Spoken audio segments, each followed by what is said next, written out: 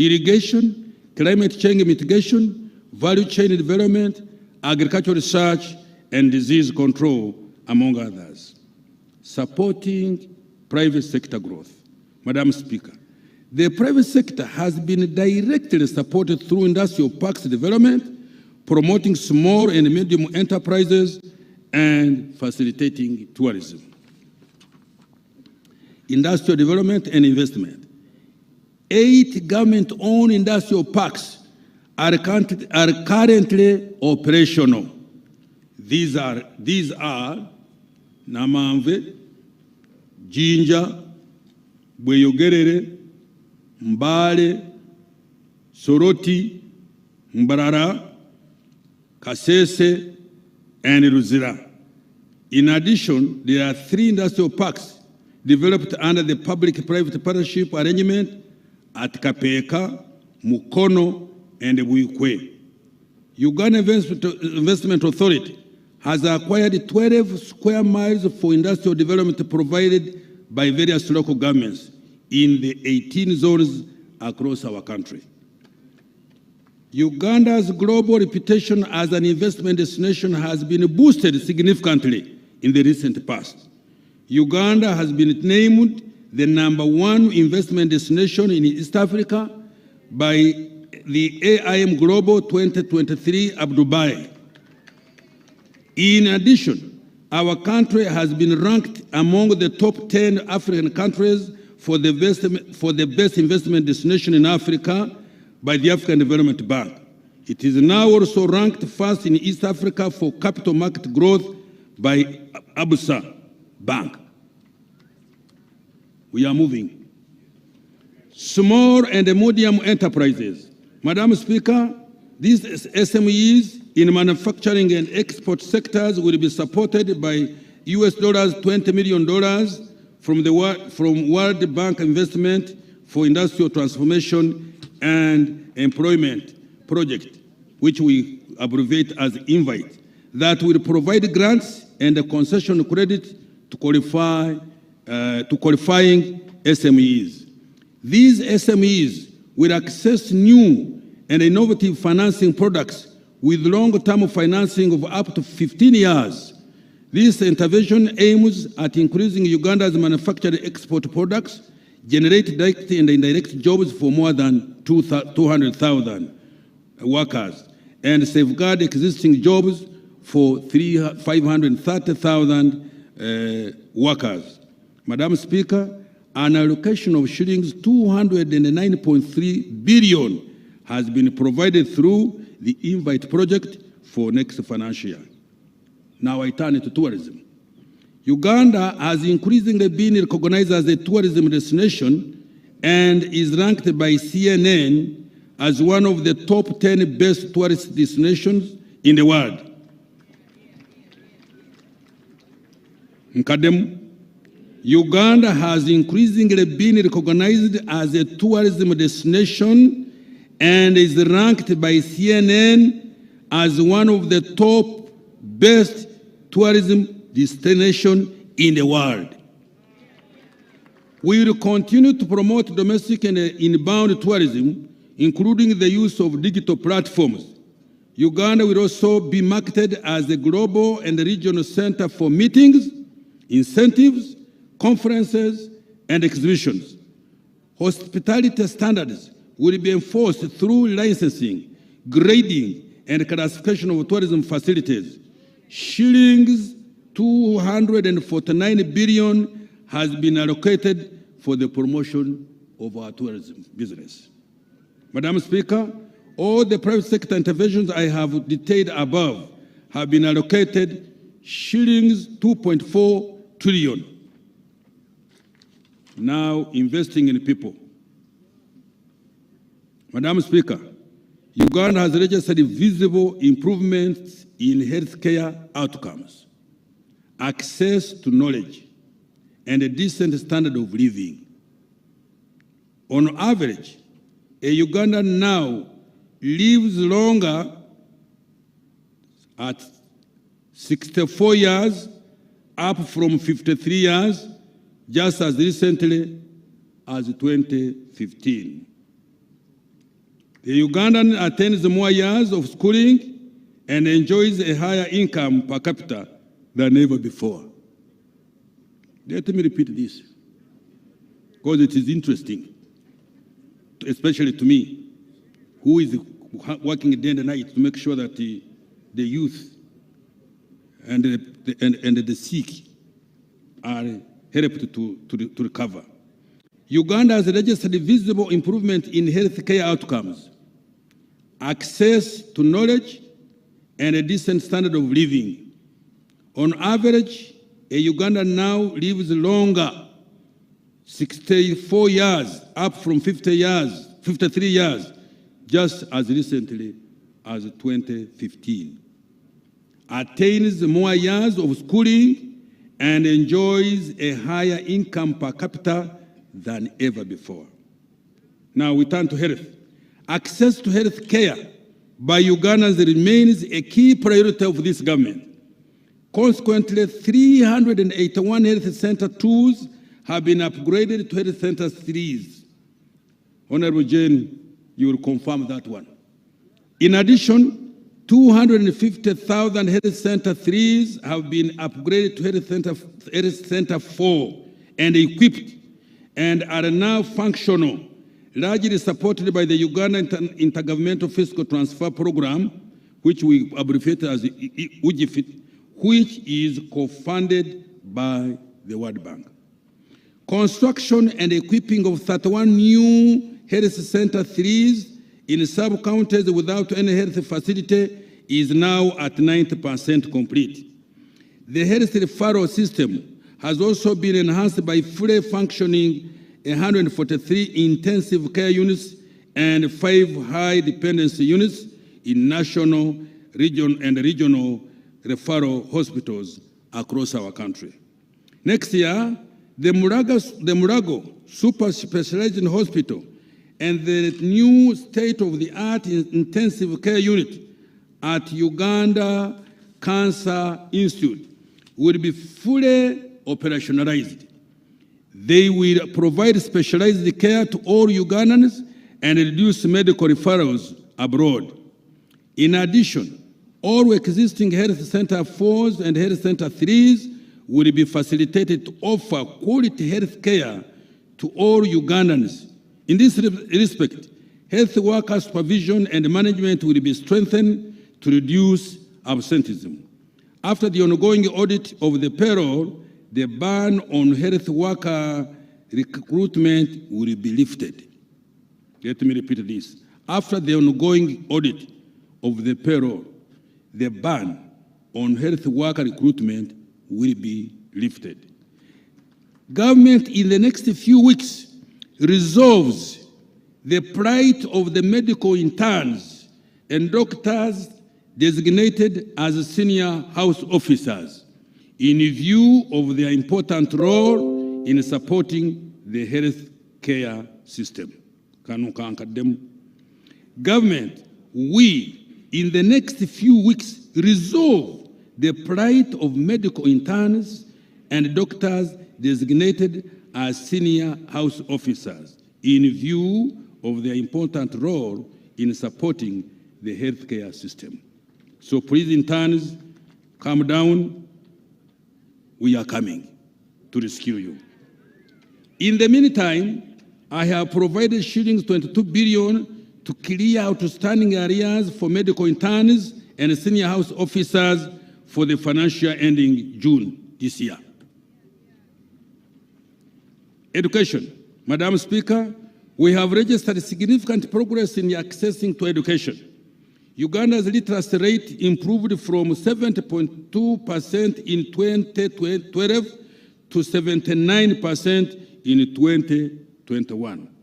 Education enrollment in public schools is now at 8.4 million children in primary school and at 833 pupils in secondary and 174,000 students in tertiary institutions. The question we must raise, these children were 8.8 in primary, now in secondary they are only 8 3300. Where did the balance go? To improve delivery of the recently launched curriculum, 300,100 teachers were trained, and inspection of learning institutions was enhanced using the inspection system. The teacher effectiveness and learners achievement system has helped to reduce teacher absenteeism and improved pupil attendance.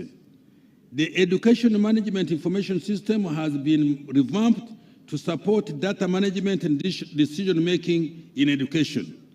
To enhance sports development, talent identification, nurturing, and professional development have been emphasized. Madam Speaker, the Mountains of the Moon University was operationalized during this year. Upgrading of the facilities was completed at Uganda Technical College in Lira, Elgon, and Bushenyi. Next year, the construction and equipping of 2 unit laboratories in 21 secondary schools currently without any will commence in line with the science, technology, engineering, mathematics policy.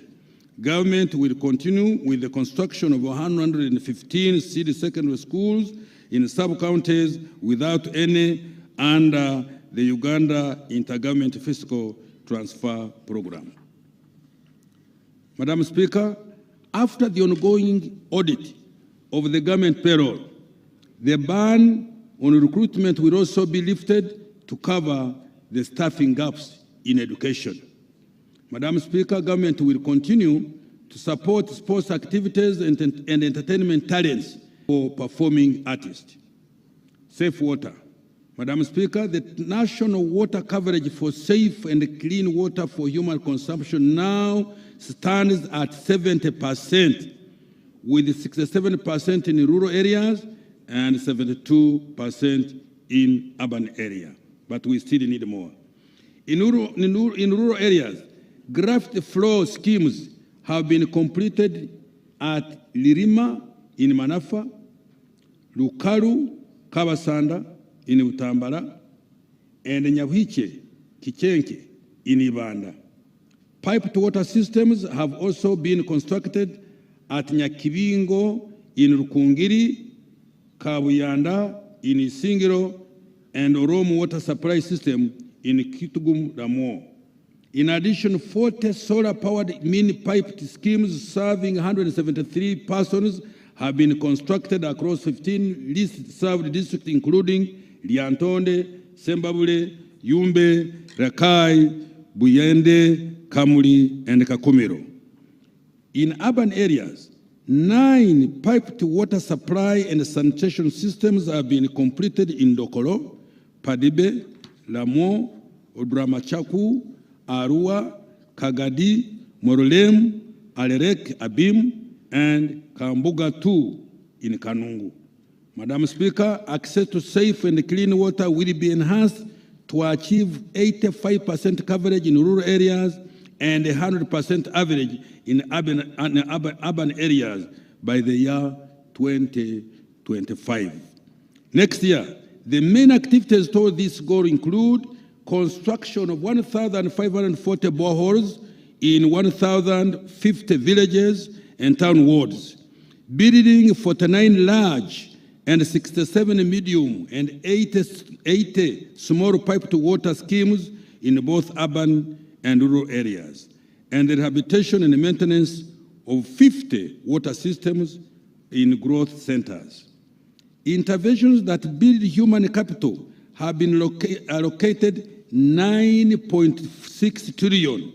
In addition, the government, together with the World Bank, are implementing US dollars 500 million Uganda in Uganda through the Intergovernmental Fiscal Transfer Program to construct health centers 3 and 4 and seed secondary schools and microscale irrigation facilities in local governments that do not have these facilities, as I've said above. Enhancing infrastructure stock and quality. Madam Speaker, the stock and the quality of infrastructure is a key enabler for economic growth, development, and social transformation. Transport infrastructure.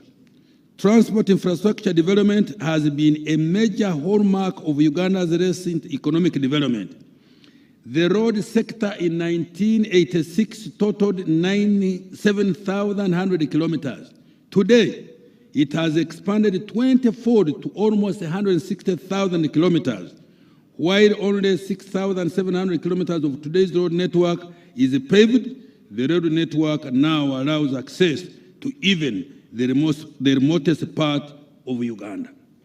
Next financial year, we will substantially complete 16 national road projects, including Atiak, Laropi, Moroto, Lokitanyala, Kawuku, Werenga, Namugonde, Bugiri, Nsambia, Mukwano, the Kampala flyover, and the Shere Town, Kiamate access roads. In addition, priority will be accorded to maintenance of existing road network, both national and district, urban and community access roads. The Bukungu, Kagwara, Kaberamaido ferry and related landing sites, and Lake Bunyonyi ferries and their landing sites will also be completed. Madam Speaker, emergency repairs of the Kampala-Malaba meter gauge railway was completed this year. Emergency repairs. Let me repeat. Madam Speaker, emergency repairs of the Kampala-Malaba meter gauge railway has completed this year. The full, my team, please, you'll have to come and explain this. The full rehabilitation of the Kampala, Malaba, and Tororo Gulu meter gauge railway will commence next financial year.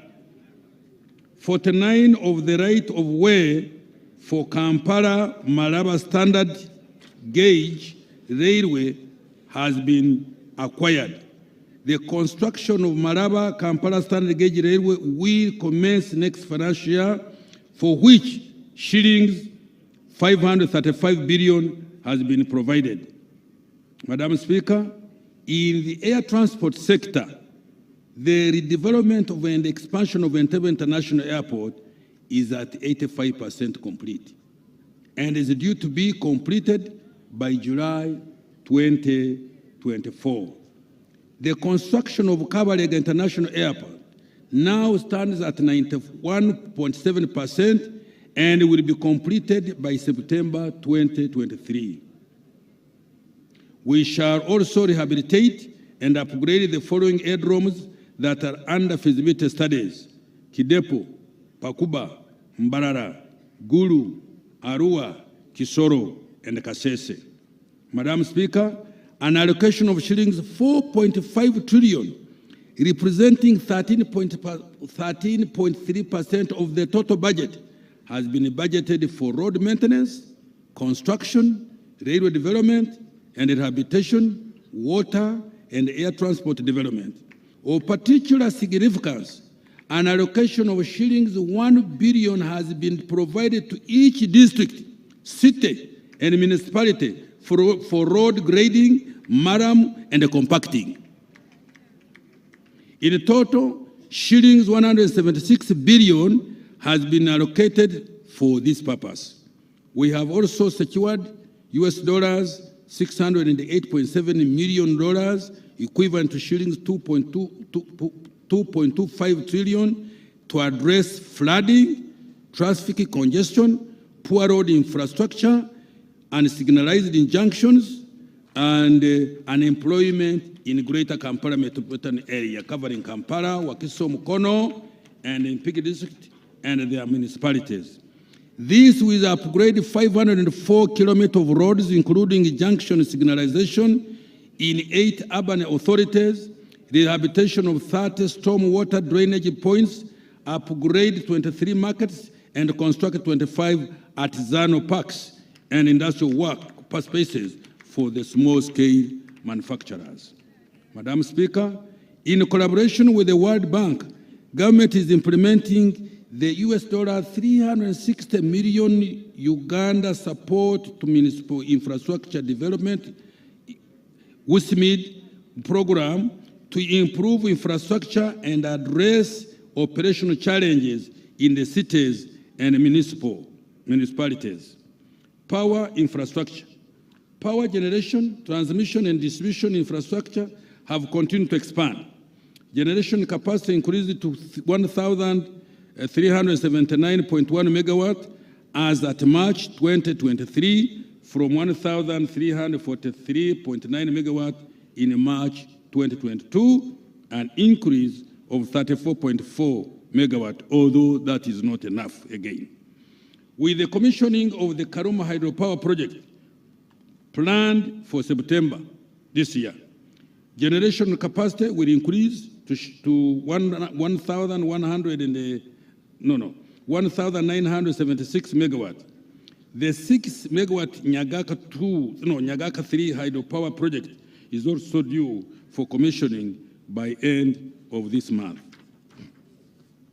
In transmission, a total of 417 kilometers of transmission lines were added to the main grid during the year, bringing the total transmission line network now to 4,011 kilometers.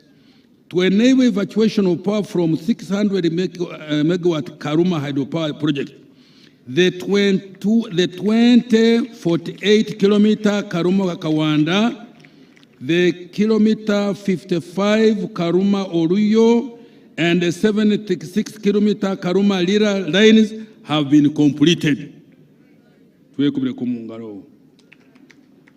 Next financial year, 761 kilometers of transmission lines and associated power substation will be constructed to improve the stability and reliability of the network. We also build the capacity of the Uganda electricity generation and transmission companies to manage the generation and distribution networks after the expiry of the ESCOM and the Umeme concessions. Madam Speaker, next financial year, 1.3 trillion has been allocated to electricity interventions. Digital transformation, Madam Speaker. Turning to the digital transformation, 4,717 kilometers of optic fiber has been laid across the country. Geographical coverage of broadband services stands at 66%, and 25 broadband sites have been upgraded to 3G, providing services to over 700,000 Ugandans. Free Wi-Fi hotspots have been established at 9 border posts, namely Ruakaka, Mpondwe, Mutu. No. I'm still verifying. Sorry, he has interrupted me. Free Wi-Fi hotspots have been established at 9 border posts, namely Ruakaka, Mpondwe, Mutukula, Busia, Vura, Katuna, and Eregu. Next year, Wi-Fi will be deployed to 820 locations, targeting schools, hospitals, markets in selected sub-regions. The Greater Kampala Metropolitan Area Network will be upgraded to monitor service provision over the national backbone infrastructure. We will also digitally transform public service delivery by connecting all essential services such as schools, hospitals, tourism sites, and the police to the national backbone. Madam Speaker, an allocation of shillings 192 billion has been provided to accelerate digital transformation. Expediting strategic initiatives. Madam Speaker, the development of oil and gas, the beneficiation of neurons and investment in science, innovation, and research are key strategic initiatives that will significantly support that social economic transformation. Oil and gas. Madam Speaker, The final investment decision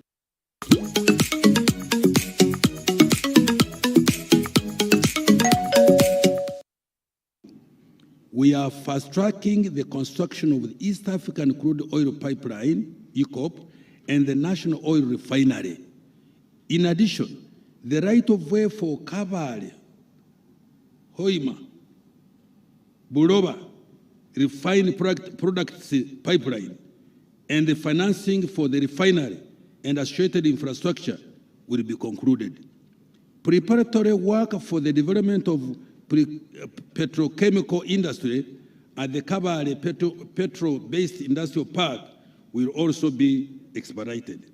I have allocated shillings 447 billion to fast-track the development of petroleum resources next financial year. Science, innovation, and research. Madam Speaker, government is supporting several innovation and scientific research initiatives that will propel Uganda industry into the high technology economy. These include vaccine research and development, including therapeutics and diagnostics, to enable Uganda to enter into the pathogenic economy. 3, automotive industry technology development. 4, chipset and robotics manufacturing. During this financial year, we enhanced the salaries for scientists by shillings 508 billion. We shall continue to support scientists and innovators to undertake the process of intellectual property registration, train and sensitize stakeholders on intellectual property. We have provided 257 billion to support science, innovation, technology development. Mineral beneficiation. Madam Speaker, in order for Uganda to reap the benefits of mineral resources, Uganda's mineral deposits will be quantified to ascertain their value before beneficiation. We shall also operationalize the recently approved mineral legislation to regulate artisan and small-scale miners. For the development of minerals, an allocation of 54.4 billion has been provided.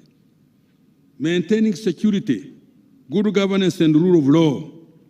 Madam Speaker, security, good governance, and the rule of law are the bedrock of the success of our socio-economic interventions. In order to guarantee the security of persons and property, the capacity of security and intelligence agencies will be strengthened to address any security threats and build the national defense capability. In order to enhance good governance, Parliament's legislative and oversight role will be strengthened to ensure proper use of public funds, among others. Madam Speaker, you forwarded me on something. I will touch it on when I'm concluding by our not attending parliamentary committees, but I will comment on that.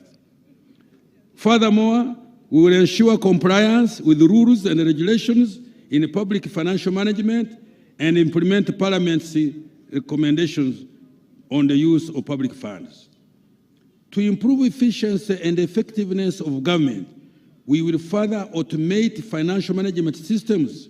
These include program budgeting system for the budget preparation, monitoring and reporting, the integrated financial management system for budget execution, the human capital management for personnel and payroll management, e-government procurement, e-passport, and the one border posting, among others. Madam Speaker, the Integrated Bank of Projects has recently been relaunched to improve public investment management, including the tracking of project performance. Projects whose implementation has unduly delayed without sound reason will be removed from the public investment plan. Madam Speaker, the rationalization of government agencies will commence in financial year 24-25. In addition, the government has stopped the creation of additional administrative units and agencies. Madam Speaker, to enhance access to justice, the target is to reduce court case backlog by about 6,000 cases by end of June 2024 from the 50,000 outstanding cases. A total of 117 districts already have complete frontline criminal and civil justice service delivery points comprising of a police station, court, prison, prosecution services, and legal aid services, among others. The target is to have 119 districts with justice service delivery points by end of June 2024. The construction of the Supreme Court and the Court of Appeal buildings in Kampala and the Soroti and Rukungiri High Court buildings will be completed. In addition, the High Court buildings in Albetong, Budaka, Liantonde, and the Magistrate Court buildings in Karenga, Patongo, and Abim will also be completed.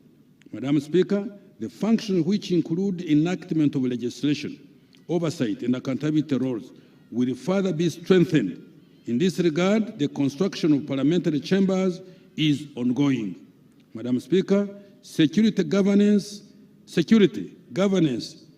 the legislature, and the administration of justice have been allocated shillings 9.1 trillion next financial year, up from 8.1 trillion this financial year. Core strategy for financial year 23-24 and the medium term. Madam Speaker, the fiscal strategy for next financial year prioritizes enhancing revenue collection, the rationalization of public expenditure, and ensuring long-term debt sustainability. This will reduce reliance on external financing for socio-economic transformation. Therefore, the fiscal strategy will focus on the following. 1, continuing effective implementation of the domestic revenue mobilization strategy. 2, repurposing the national budget to achieve high multiplier effect of government interventions on the economy and improve the efficiency and effectiveness of government programs and projects. 3, mobilizing external concession loans and utilizing non-concession loans for projects with high economic and financial returns. 0.2% of GDP in the short medium term to avoid crowding out of the private sector through rising interest rates.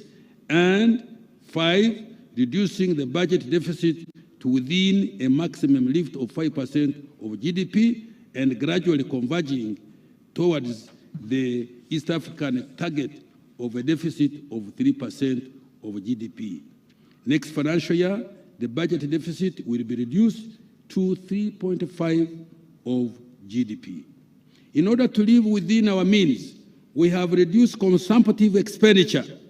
During the next financial year, there will be no purchase of new vehicles for political leaders and public officers, except for hospital ambulances, medical supplies and distribution, agricultural extension services, security and revenue mobilization. Don't roast me, please.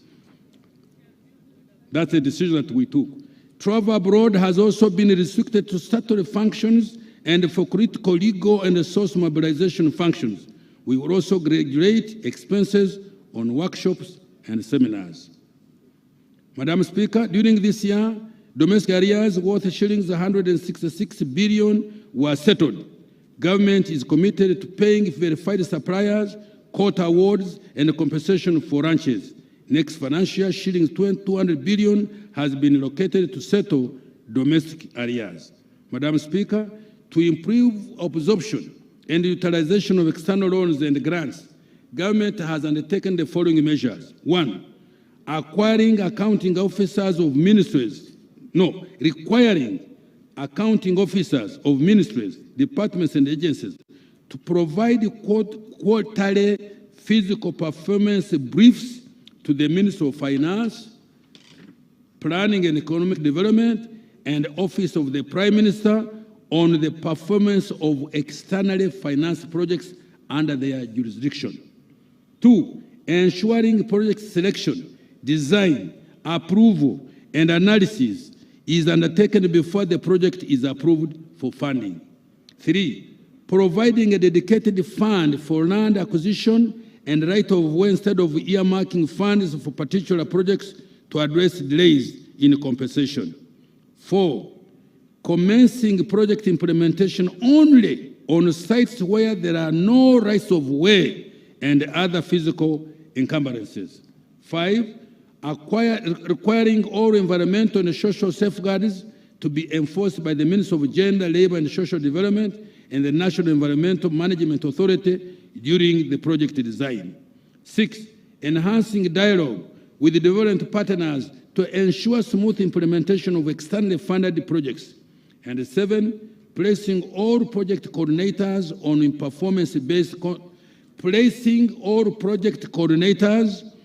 performance-based contracts to improve accountability for project performance.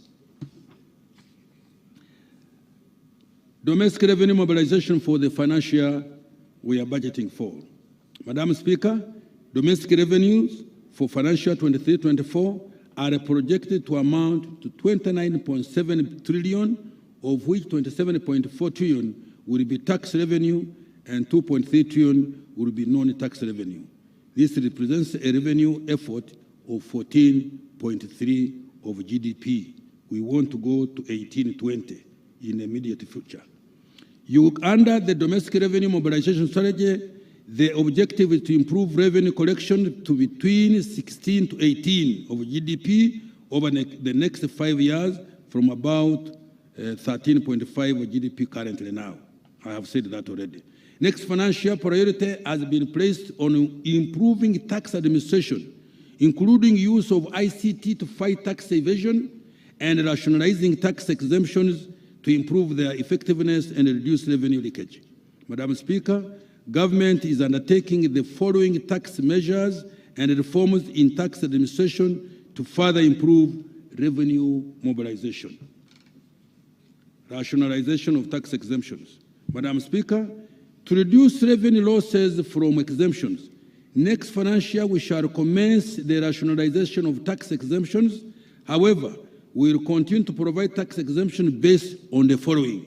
1, apply the criteria including minimum requirements for application of any new tax exemptions. 2, assess the costs and the benefits of all tax exemptions to ensure adherence to initial objectives.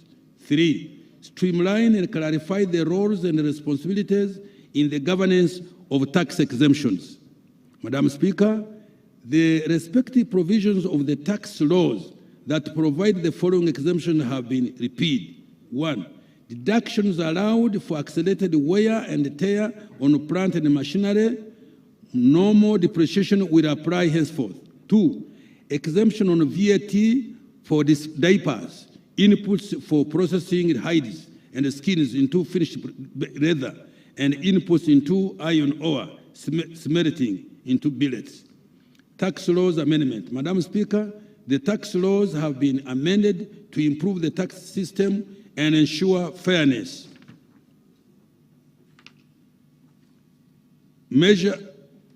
These measures have generated 615 billion in addition to revenue next year, equivalent to 3.3% of GDP.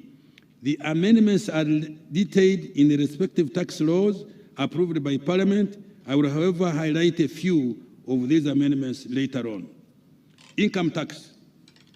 Madam Speaker, the Income Tax Act has been amended to allow taxpayers who obtain credit facilities from SACCOs, non-deposit-taking microfinance institutions, self-help groups, and community-based microfinance institutions to deduct the entire interest on loans from these institutions as a business expense while determining their taxable income.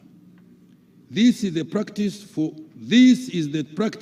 for taxpayers borrowing from commercial banks and microfinance institutions.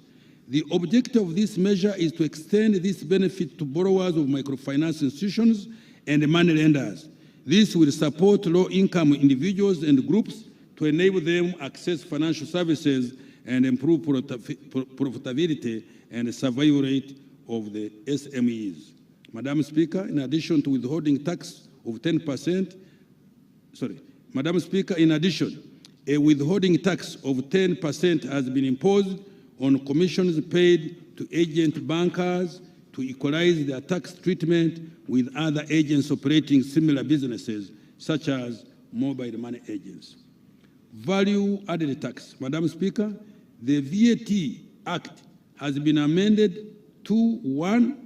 Exempt the supply of concentrates and seed cake from VAT to incentivize local manufacturing of animal feeds and premixes. 2. Allow non-resident taxpayers to file returns and pay tax in US$ to facilitate compliance of non-resident taxpayers operating in Uganda. 3. Require foreign remote providers of electronic goods and services to account for VAT on goods and services sold in Uganda, so as to bring e-commerce transactions into the tax system. In addition, the scope of electronic services on which VAT is applicable has been expanded to include, among others, films, games of chance, advertising platforms, streamlining platforms, cab hailing services, cloud storage, and data warehousing. Excise Duty Act Amendment. Madam Speaker, the Excise Duty Act has been amended to remove the excise duty of $9 per minute on incoming international calls originating from the United Republic of Tanzania. This will include Tanzania in the one area network comprising the other East African Community member states. Phone users in East African Community will now be able to make and receive calls at local rates regardless of their location within the one network area.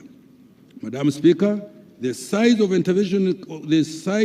investment capital required for an investor to benefit from excise duty exemption on construction materials has been reduced from $5 million to $50 million for Uganda nationals. Foreign investors will be required to have investment capital of at least $50 million in order to benefit from this exemption. In order to deter undervaluation, excise duty on mineral water, bottled water, and other waters purposely for drinking has been imposed at 10% or $75 per liter, whichever is higher. The Excise Duty Act has also been amended to clarify the taxation of spirits for human consumption on one hand and the exemption from excise duty of spirits used as raw materials for the production of disinfectants and sanitizers. Tax Procedure Code and Amendment. Madam Speaker, the Tax Procedure Code Act has been amended to waive any interest and penalty on tax arrears outstanding as of 30th June 2023 in order to address requests from taxpayers who have cited the hardships caused by the COVID-19 lockdown. This provision is, however, limited to taxpayers who come out and pay by 31st December 2023.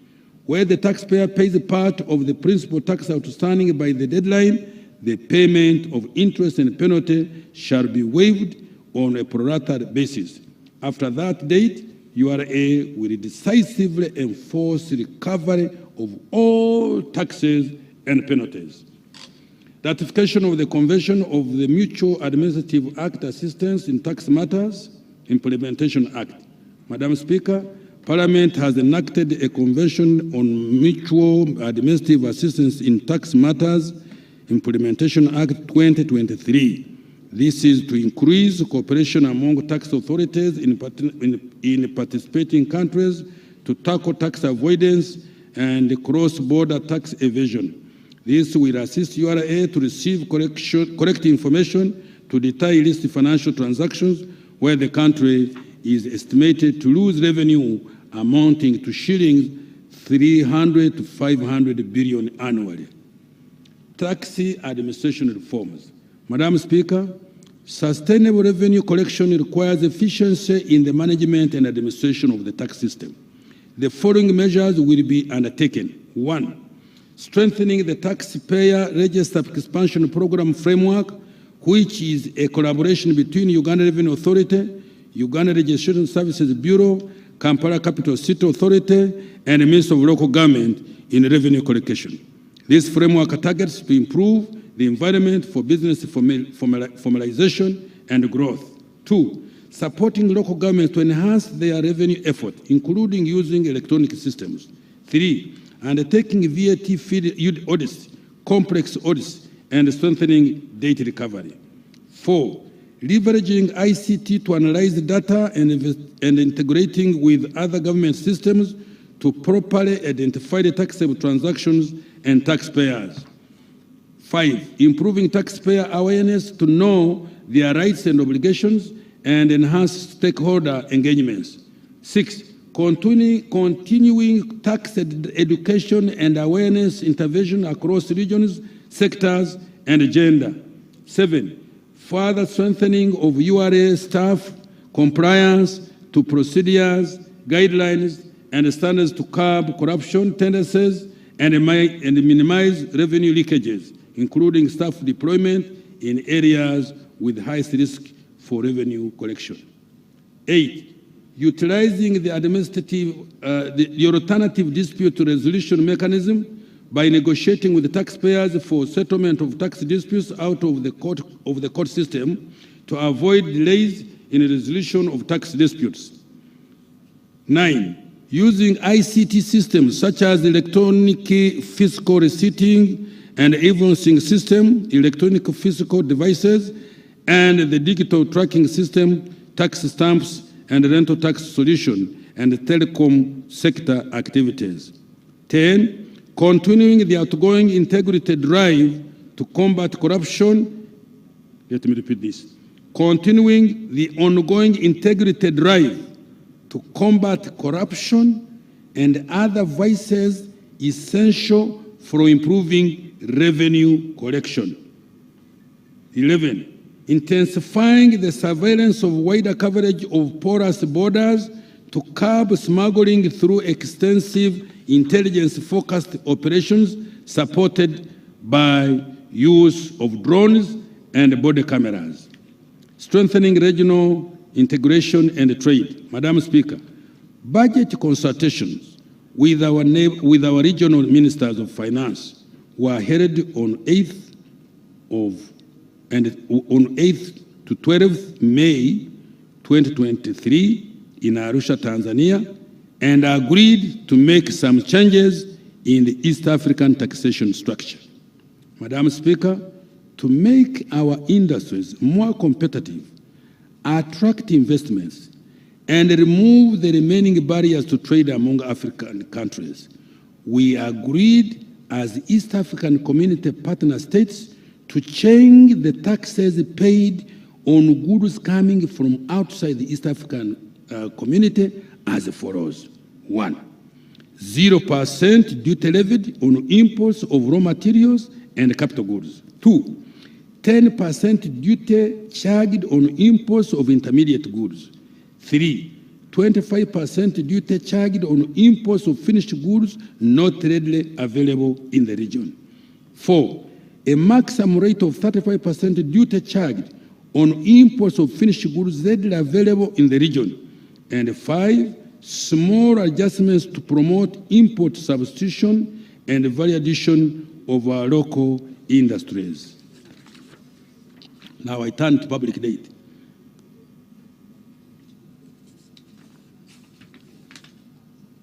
Madam Speaker, Uganda's public debt stood at shillings 80.2 trillion, equivalent to 21.7 US dollars billion as at the end of December 2022. Of this amount, external debt was shillings 47.9 trillion, equivalent to 12.9 US dollars billion, while domestic debt was 33.4 trillion Uganda shillings, equivalent to US dollars 8.9 billion. Public debt is projected at shillings 88.9 trillion, equivalent to 23.7 US dollars billion by 30th June 2023. In nominal terms, Uganda's debt to GDP is projected to drop to 48.2% this financial year ending this month, from 48.6% at the end of June 2022. The reduction is due to the government commitment to debt sustainability. This is slightly below the government policy target of not more than 50% of GDP, and also below the 52.4 threshold provided for in the Charter of Fiscal Responsibility as at the end of financial year 23-24. Madam Speaker, the debt service to domestic revenue is projected at 34.1% for the financial year ending June, compared to 30.6% in the previous year. The increase in debt service cost was due to external commercial and domestic borrowing. This takes away money from the budget, which would have funded other government priorities such as health and education.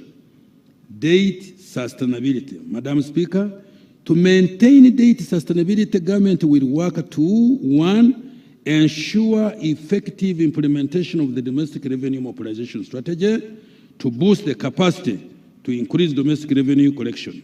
2, reduce expenditure in areas of lower priority in order to support fiscal consolidation. 3, access new sources of financing, including climate and green financing, leveraging private equity for infrastructure investment and scaling up public-private partnerships, and leverage non-traditional innovative funding structures and identifying appropriate credit enhancement mechanisms. 4, limit non-concession debt to high-impact, high-return projects such as the standard gauge railway projects, development of industrial parks, power transmission lines, water for production and tourism roads. 5, reduce domestic borrowing. Measures to deepen the debt market. Madam Speaker, my ministry has been working with the Bank of Uganda to reform the domestic capital market and make it more competitive. These reforms include rolling out of the use of a mobile money platform for investing in government treasury bill and bonds to broaden the investor base by enabling ordinary Ugandans to participate, increase competition, and reduce the cost of borrowing. 2, finalize the framework for creating new and innovative government bonds to finance the budget, including infrastructure bond for financing infrastructure projects, green bonds for financing climate-smart projects, Shukuku bonds for integrating development finance based on Islamic banking principles, among others. Madam Speaker, the draft bills to operationalize Islamic banking in Uganda are ready for submission to Parliament. I urge Parliament to expedite their enactment to allow the private sector to access this source of funding. Resource envelope for financial year 23-24. Madam Speaker, the resource envelope for financial year 23-24 amounts to shillings 52.7 trillion as detailed below. 1, domestic revenue amounts to 29.7 shillings trillion, of which 27.4 trillion will be tax revenue and 2.3 trillion will be non-tax revenue. 2, domestic borrowing amounts to 3.2 trillion. 3, budget support accounts for, budget support 2.8 trillion. 4, external financing for projects amounting to shillings 8.3 trillion, of which 3.0 Uganda shilling trillion is from grants and shillings 5.3 trillion is from loans. 5, appropriation in aid collected by local governments amount to shillings 287 billion. Domestic debt refinancing will amount to shillings 8.4 trillion. 7, other financing, shillings 222.0 billion. Madam Speaker, total expenditure will be 52.7 trillion. Wages and salaries will amount to 7.3 trillion, and non-wage recurrent expenditure 13.5 trillion. Government of Uganda development expenditure amounts to 6.1 trillion, and external project supporting financing is 8.3 trillion Uganda shillings. Areas worth 215.8 billion will be settled. Appropriation aid, shillings 287 billion have been provided for. External debt repayment amounting to shillings 2.6 trillion and interest payment of shillings 6.1 trillion will be made. Domestic debt financing amounting to 8.4 trillion. Madam Speaker, I have attached the details of the resource envelope and other allocations for financial year 23-24. I conclude. Madam Speaker, this budget is dedicated to the Ugandans who are currently not in the money economy. Let me repeat. Madam Speaker, this budget is dedicated to those Ugandans who are currently not in the money economy. To those individuals and households whose income per year is below 20 million shillings. They have now the opportunity to utilize the support that the NRM government has provided under the parish development model, the MIOGA, and other government initiatives.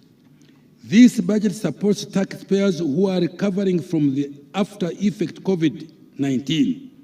For industrialists and entrepreneurs, it improves the environment within which you are operating. It aims to lower the cost of doing business, reduce the time spent transporting goods, including agricultural produce from farm to markets. It also ensures that what you produce and manufacture is competitive in the region and the global export markets. This budget supports the transformation from a raw material-based economy to a manufacturing and knowledge-based economy. It therefore promotes value addition, business growth, and job creation for the youth, women, and all Ugandans. It is a budget that provides opportunity for every Ugandan to have a stake in this economy. I therefore dedicate this budget to those Ugandans who are working hard day and night to expand and modernize our economy and our country. I beg to move, Madam Speaker. Thank you so much, Honorable Kasaija, Minister of Finance. Just a slight correction on resource envelope for financial year 2023-2024, and this is for our Hansard. Other financing is 229.0 billion, not 222. Just a slight correction. Then on the public debt stock, the public debt stock is 80.8 trillion, not 80.2. That is what is on your record. So the Hansard should be corrected. Yeah. Then on the issue of the loan which Uganda intergovernmental fiscal transfers, that is phase 2.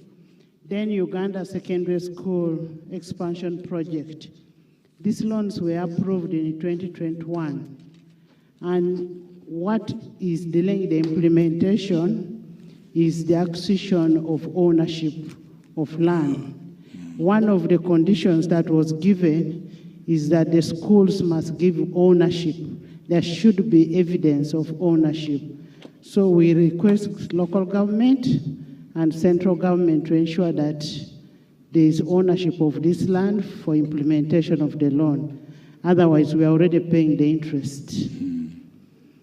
The other issue is on, I had members heckle on the issue of the standard gauge railway. The standard gauge railway, a loan was passed in 2021 by Parliament and was returned in 2023 after change of term of borrowing. The terms of borrowing were changed, so the loan is still with the Committee of National Economy. The standard gauge railway is not completed. The meter gauge railway. The meter gauge railway is not completed, so it is not correct that it is completed. Thank you. Thank you very much, Madam Speaker. Some of these statements were made in anticipation that as soon as we resume Parliament, action will be taken, because they are now being added on the budget of the coming year, Madam Speaker. But where the record is inconsistent with yours, first of all, I will apologize, but I will go and check with my team and see where the mistake is, and I will go for you that in writing. Thank you. Thank you so much, Honorable Minister, for the report. And I want to congratulate you. Thank you. Honorable members and distinguished guests, as I said before, that the President is attending virtually and would love to make his remarks on his budget. You know, constitutionally, the Minister of Finance is none other than the President. I now want to take this opportunity to invite His Excellency the President to make his remarks and crown the budget speech. Your Excellency, you're most welcome. Kindly address Parliament and by extension, the nation. The Minister of Finance is the President. To invite and crown the budget speech. Your Excellency, you're most welcome. Kindly address Parliament and the Right by Honourable the Prime nation. Minister, all the other leaders of the state and the party, their highnesses, the cultural leaders, ladies and gentlemen. I thank the Minister of Finance for reading the budget on my behalf. Prime Minister, all the other, as I told you, leaders of the State of the Nation address, and the party, and as the Minister told you, their highnesses a little while ago, the cultural leaders, our economy, ladies and gentlemen, the US dollars. I thank the Minister of Finance for reading the budget on my behalf at the end of the coming financial year. As I told you, this will mean the State of the Nation address that our economy, and as the Minister have grown, told you a little while ago, 37 times. Our economy, it has increased US dollars 37 times in size, 55 compared to Uganda's economy, 2 billion of 19 at the end of the coming financial year. Therefore, this will mean we have done a good job that our economy on the three tasks will have grown. These tasks should be clear to all of you. It has increased 37 times in size in running public affairs compared to Uganda economy. Otherwise, you will make a lot of mistakes. The three tasks, therefore, are we have done a good job, what we call minimum economic recovery. These tasks should be clear to what we set out to do in 1987. Who get involved? Minimum in running public affairs, number one. Otherwise, you will make a lot of mistakes. Expansion, the three sectors that had recovered are those sectors which had recovered minimum to economic recovery.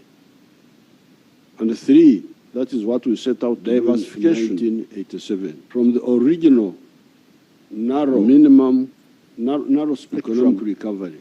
Number one, the colonial times of the three C's and three T's. Expansion of the sectors. Remember, I have told you many times about that economy. Those sectors which had recovered of the colonial times, expand them.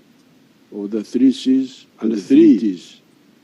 Diversification. The three C's being cotton from the original coffee and copper, narrow T's being tobacco, tourism of the colonial times, and the three C's and three T's. So therefore, you remember I have told you many times about that economy we restored of the colonial times economy which had been destroyed. The three C's and the three T's. That is what we call the minimum recovery. Being cotton, coffee, and copper. Secondly, we expanded T's being tobacco, that's tourism, small economy, and tea. That's why, for instance, you hear.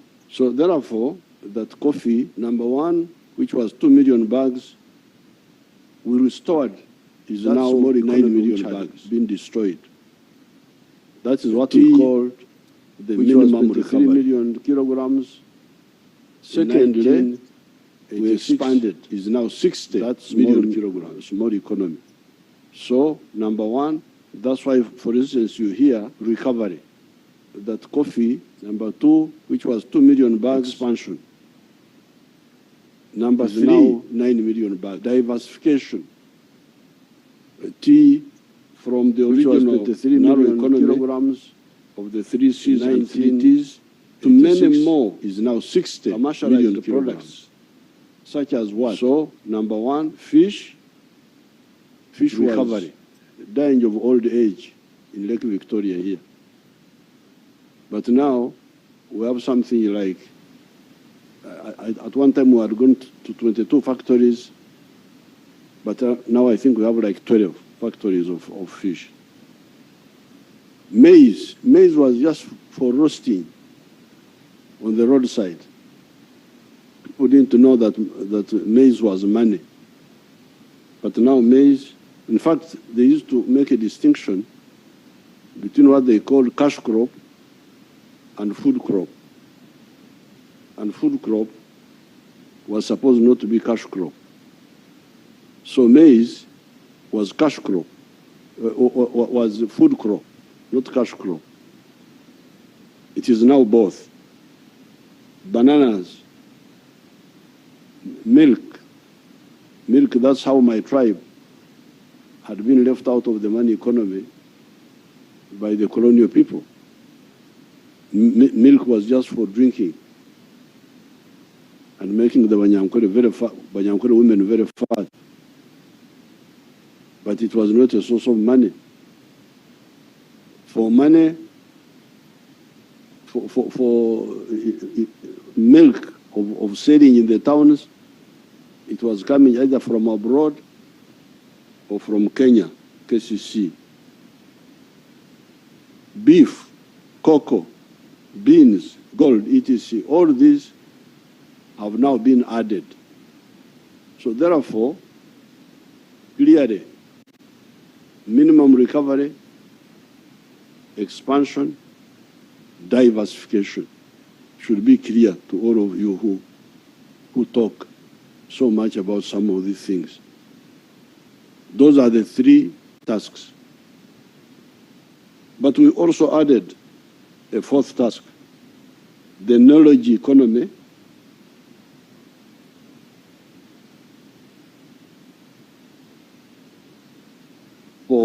For instance, automobiles, technology.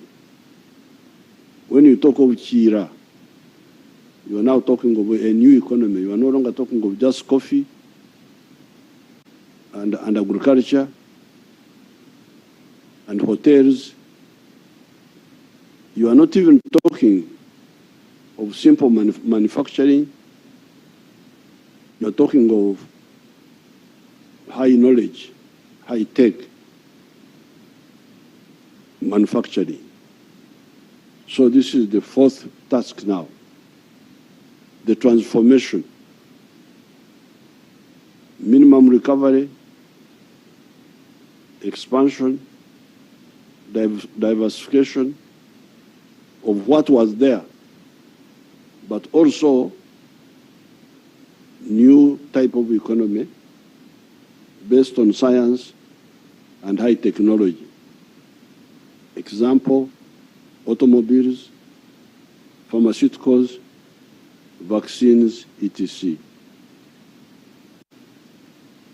This is, in addition, some limited industrialization for some of the products in the areas of sugar, for instance, steel products by recycling scrap, soap manufacture, beer, beverages, cement, etc. So apart from the high tech, we're already moving also on that really low technology, value addition to our raw materials.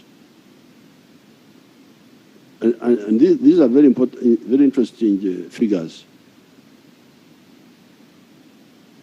This value addition, sort of partial industrialization, is aimed at two missions. Number one, import substitution. Mulekerao okusaka, don't import, make locally. But also export promotion. Now, apparently, when I was writing this short speech, when here in my house, when some people said about the ICU,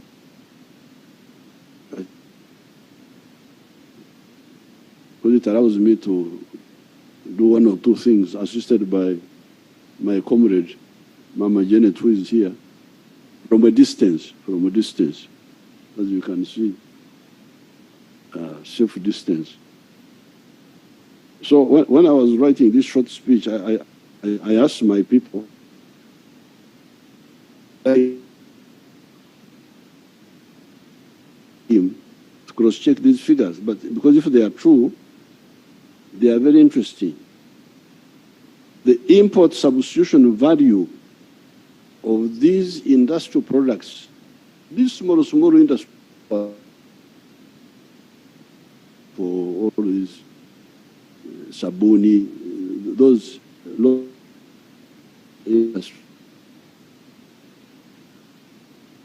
The import substitution value of these industrial products is about US dollars 3.6 billion. I didn't know that these small factories of Mitayimbwa, soap, all these our little factories, that they are saving us a figure of $3.6 billion, which we would have to look for if we are still importing them.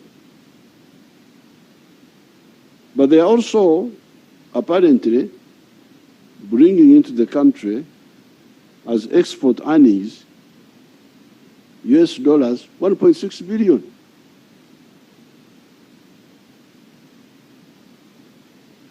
Omukazi omunyankore we yagambira antukahize ngo bere etutu yobere shagama. There was this munyankore woman who was catching locusts. You know, the other time when you had a problem of locusts, when they were threatening us, Many people did not know that some of the Ugandans were not happy with me because I killed the locusts quickly. But some of the Ugandans who eat the locusts, they said, this man has spoiled our food. He should have allowed us to deal with these locusts. NCG. They used to catch them and eat them. So in the 1930s, when the locusts invaded us, a Munyankole woman went into the papyrus swamp to catch the NZJ, the locusts. And she was carrying a child on the back. And she was so excited with catching the locusts. Those papyrus plants sometimes can be very sharp if they are broken. So the papyrus fragment cut the throat of the child at the back, and the woman had a warm liquid, and she thought it was sweat. But when she finished catching the locusts and said, I thought it was sweat. It has turned out to be blood. So, me, I didn't know that the little work we were doing, I thought it was sweat, but apparently it is blood. It is something serious. We are saving you 3.6 billion import substitution and earning for you $1.6 billion from the exports of now no longer just coffee and so on and these other things, but industrial products. That's really, I was very happy to get that figure. However, the big proportion of our economy is still a raw materials economy. So please, especially the NRM cadres, understand this very clearly. This economy we are saying has grown, as Mr. Kaseja was saying, to $49 billion now, and it will be 55 point something billion by the end of this financial year, which we have entered. You should know that Chivaro, that estimation is mainly a raw materials economy. Economy, echari mukutunda embidde, selling the sour bananas before you process them. Meaning, unprocessed coffee, although I am putting on fine spinner's shirt here, still much of the cotton is sold as raw material. Maize, you can imagine we sell maize, wempeke, maize of grains outside, and then we import animal feeds, you can imagine. Animal feeds are from mainly maize. You sell grains of maize, you import animal feed more expensively. And our poultry farmers are crying for animal feeds. And the other people of the pigs and so on. And even the cattle people.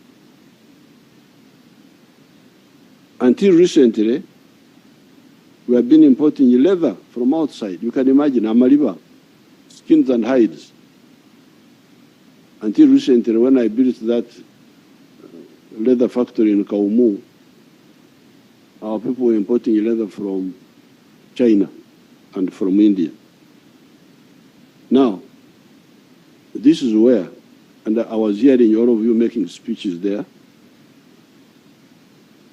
but I am begging you, all the NRM cadres, This is where history demands collective and cohesive action from the NRM cadres. Now that we have got an educated workforce, because now we have got, you saw what Mr. Kasaija was saying, that 80% of Ugandans now can read and write. You heard him saying it there. 80% literacy rate, 80% from 43% are literate. Now that you have got an educated workforce, now that we have got enough electricity, now that we have got good roads, and that we are building or repairing the railway system. Here in the speech I did not add, but Mr. Kasaija talked about it. We have got cheap money in UDB for industry. Every effort must be made to add value to all our products. Because this is what is lacking now. To add value to all our products. Add value to coffee, please. Why? Because you will get money more than 10 times more when you add value to coffee than the way we are selling it now. To cotton, timber, cocoa, even fish products, although the factories are producing fish fillet and so on, but we can add more value, apparently. Gold, we need more gold refineries.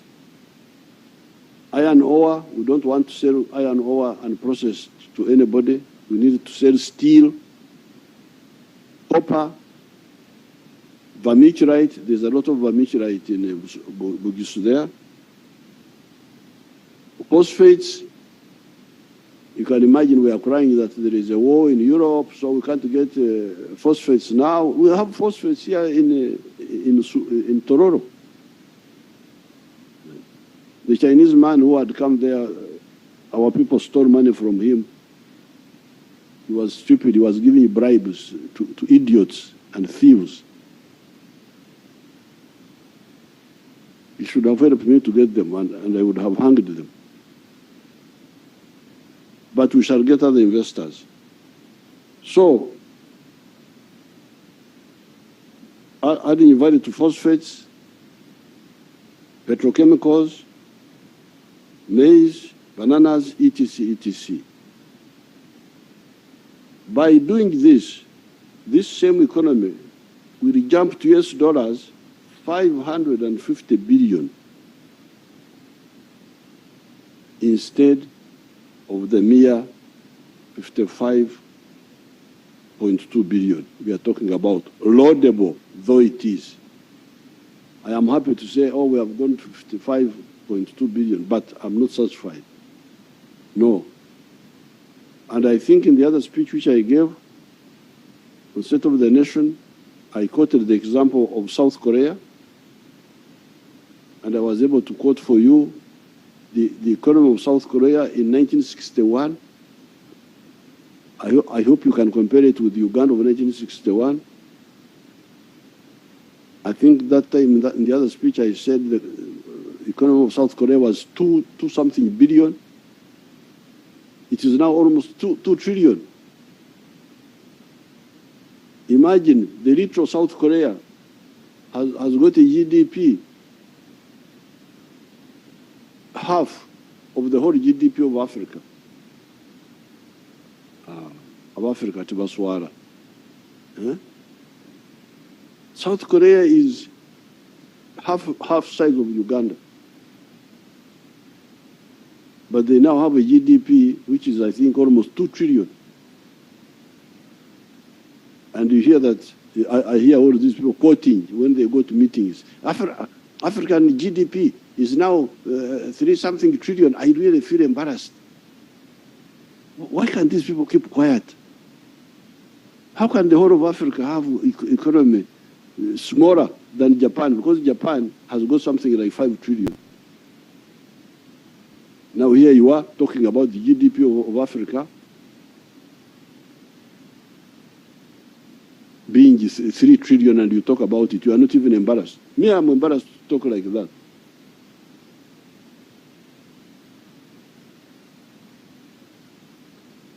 That's what I was telling the NRM MPs in Chankwanzi. You are talking of the oversight. Oversight. Okay, thank you very much. But is it in order to oversight backwardness? And you feel satisfied that I'm overseeing backwardness? 39% of the people who are outside the money economy, coffee, raw material, which is 100% given away free. We are not, you should talk of transformation. You should be transformation agents. So therefore, for me, I'm insisting. Why do I say that? And I would like anybody to challenge me after this, when I get out from this corona. I will be able to face anybody who wants a challenge. Why do I say this? It is because the 55.2 billion you are talking about dollars we are talking about presupposes only a quantitative expansion of our economy through creating more products. You grow more coffee, that's how you end up. You grow more maize, more raw materials. That's how you end up growing by 6%. The one Mr. Kaseja was talking about. But if instead of just growing coffee beans, if I process a kilo of coffee from bean to powder, instead of earning $2, I earn $40. What is that percentage now? Eh? No. I'm not ready to accept that. That slave plan of slavery for Africa.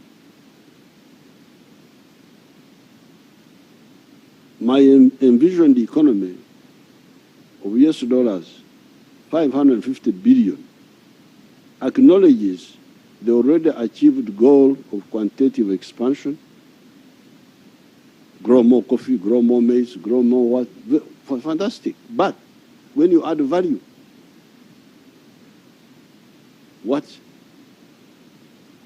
growth speed are you talking about?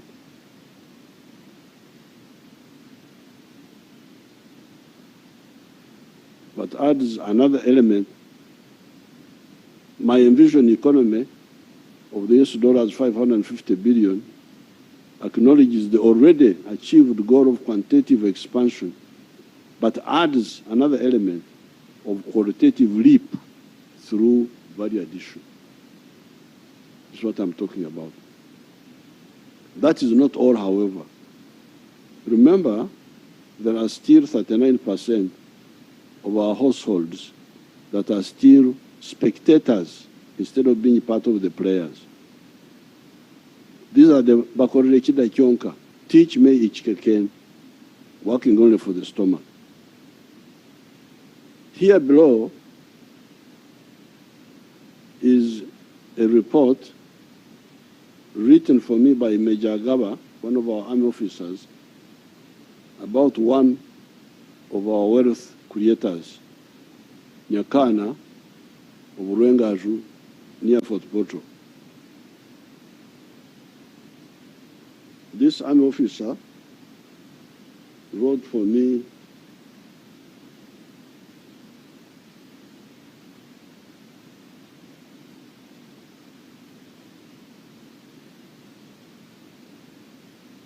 wrote for me a report after she had visited there with the cattle rustlers from Karamoja. These young cattle rustlers contacted me when I was in Baregi, and I met them and I said, okay, you think stealing cows is good? Let me show you how people who like cows do things. So I took them around to Fort Portal, to different places. Now this Major Gava went with them to Fort Portal and other places. When she came back, she wrote this simple report. The farm, the Nyakana's farm, even today, I think another huge group of cattle rustlers are there. Mr. Nyakana's farm sits on 1.25 acres and does the following economic activities. Number one, zero grazing. It has a total number of 6 cows, out of which 5 are lactating. These 5 cows produce 116 liters of milk per day.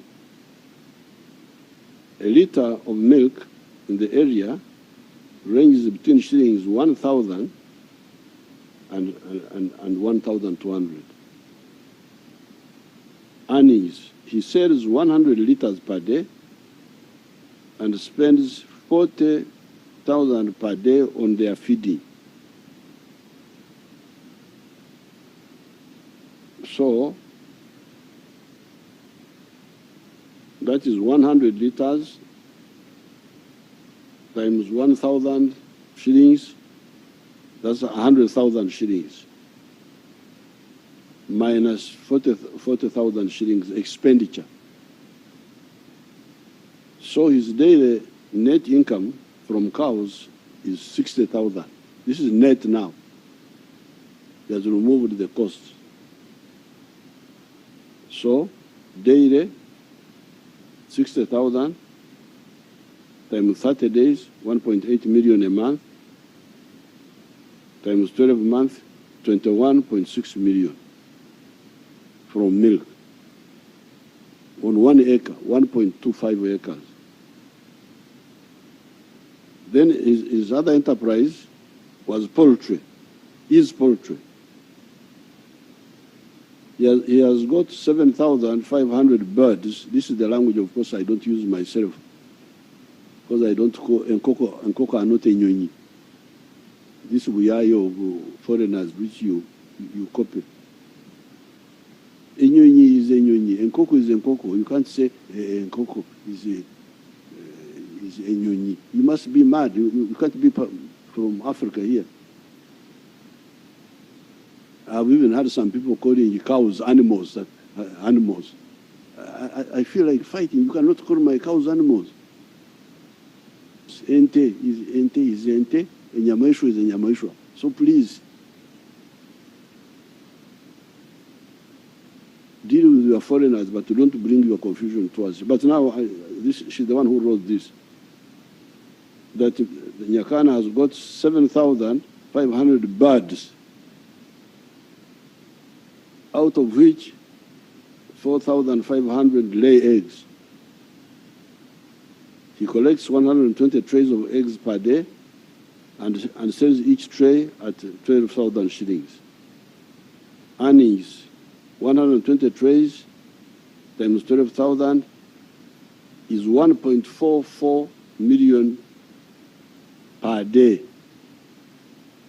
But feeding these hens, what they call birds, he spends 1 million for feeding the hens, and another 40,000 for labor costs.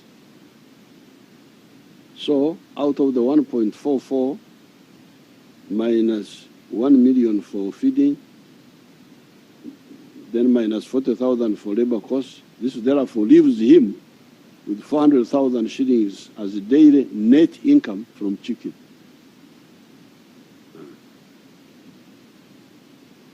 $400,000 per day times 30 days is 12 million in a month. 12 million times 12 months is 144 million net. This is somebody in the village. He has got net 21 million from milk, and now has got net 144 million from eggs. Then he also has feeds processing mini factory. He has feeds processing plant which produces feeds for cows and chicken and pigs. He also has got manure. He produces manure for his farm and also sells out to other people at shilling 600,000 per month. Then he produces also gas production. He produces a lot of gas from his farm and has plans of packing it in cylinders for sale. So I'm going to get Major Gaba's report, put it properly in a glass cover, and put it in the Uganda Museum. Not my own speech, no, but what Agaba wrote for me. Because I want history to come and see what I've been telling you, what you can do from 1.25 acres. Because I'm tired of talking, as if I want you to come and clean my house or look after my cows. So I'll put it in the museum. Not my speech as a whole, but this report by Major Gawa, because she wrote it very well. That's how I put it in this speech. Nyakana now employs 15 people on this 1.25 acre farm. Some time ago, I pointed out that if 7 million 1 acre farmers created a mere 10 jobs each, not Nyakana's 15, would create 70 million jobs, more than the population of Uganda.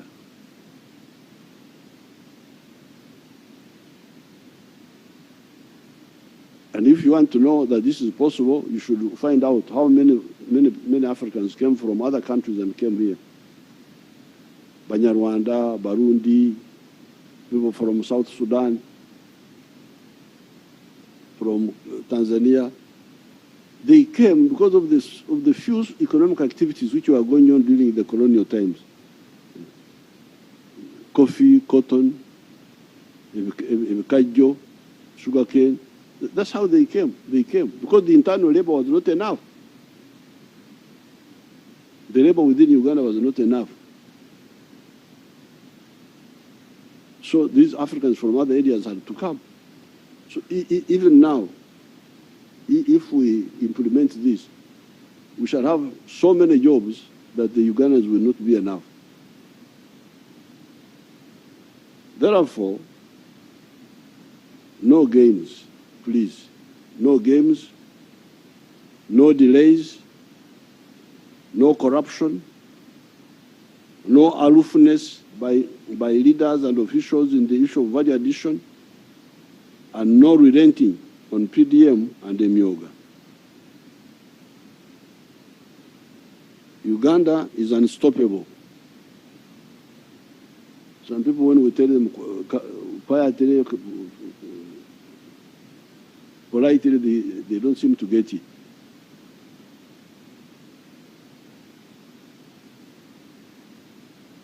On the side of agriculture, I did not talk about irrigation, solar-powered irrigation, because that one is very, very crucial to be able to stabilize agriculture.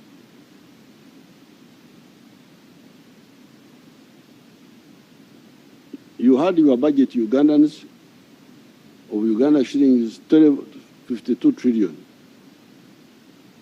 While I support that budget because there is no other solution in the short run, it is important to know, I talked about it, but it should be highlighted, to know that shilling 17 trillion of that budget is to pay debts. He talked about it towards the end of his speech. He talked about it. But it should be highlighted. The 52 trillion you are talking about, 17 trillion of it is to pay debts. Amabanja.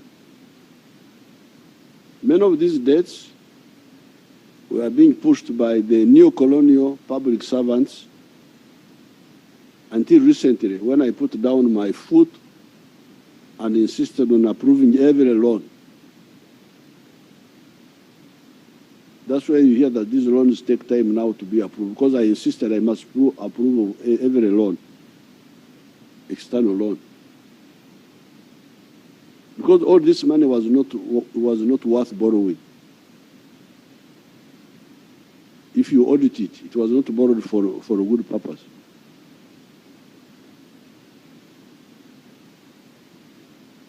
The way forward is that we should borrow less, and I'm glad the minister talked about that, or not to borrow at all. With the discipline, we do not have to borrow at all. URA is also still under collecting taxes. Those URA people, I saw Mr. Msingus there in the TV there, but they are also not doing a good work. Their tax GDP ratio of 13% is not serious.